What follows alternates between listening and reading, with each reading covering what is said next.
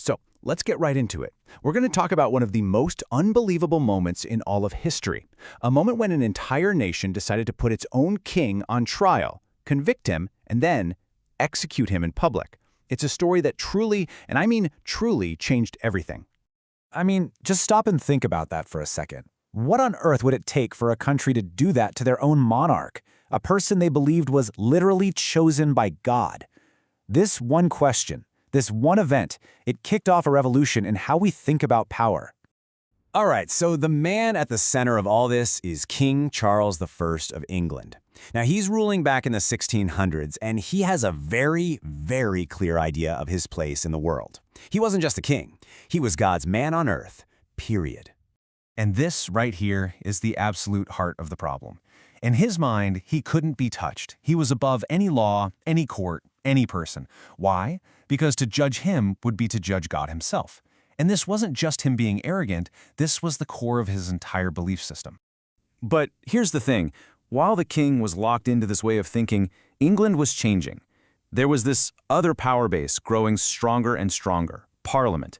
And they had a totally different idea, that maybe, just maybe, the people should have a say in how things are run. You can probably see where this is going. This idea has a name, and it's called the divine right of kings. For centuries, this was the operating system for monarchies all over Europe. It basically meant that the king's power was absolute. Challenging him wasn't just a crime, like treason, it was a sin against God.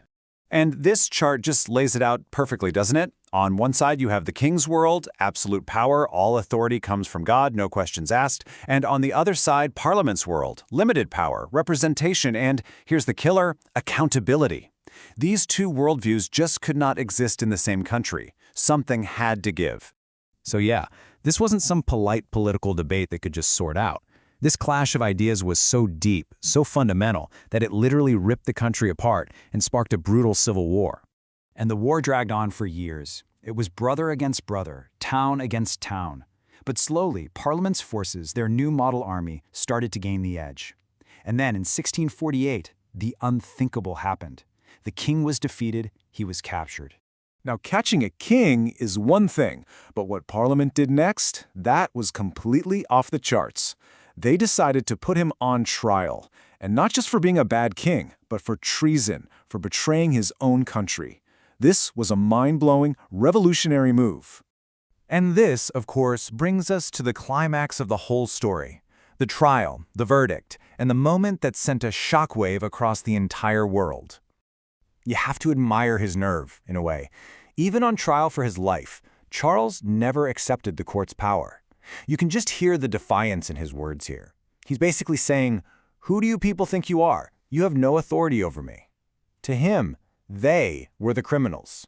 Well, it didn't matter what he thought. The verdict came down, and it was devastating. Guilty.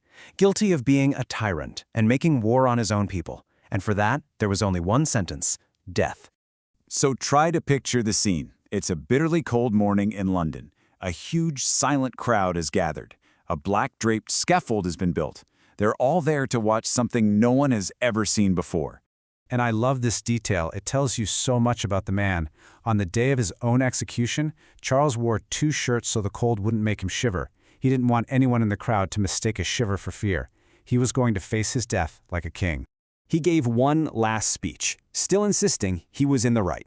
Then he knelt down, said a prayer, and placed his head on the block. With one swing of the axe, it was over.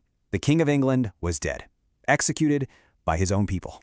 But here's the thing, the story doesn't end with his death. In a way, that's where the next, even bigger story begins, because the death of this one man gave birth to a whole new world of ideas. You cannot overstate how huge this was. The news rippled across Europe, and the royal courts were absolutely horrified. The whole system, this idea that kings were sacred and untouchable, was just shattered.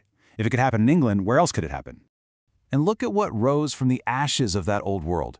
These ideas here, they might seem pretty basic to us now. Of course rulers should be held accountable. Of course they're not above the law. But back then, this was radical. This was the blueprint for modern democracy. And these ideas traveled. They crossed the Atlantic Ocean and planted themselves in the minds of American colonists.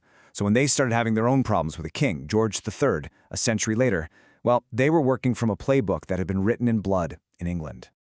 And that leaves us with this final thought. It took a bloody civil war and a king's execution to prove one simple point. No one is above the law.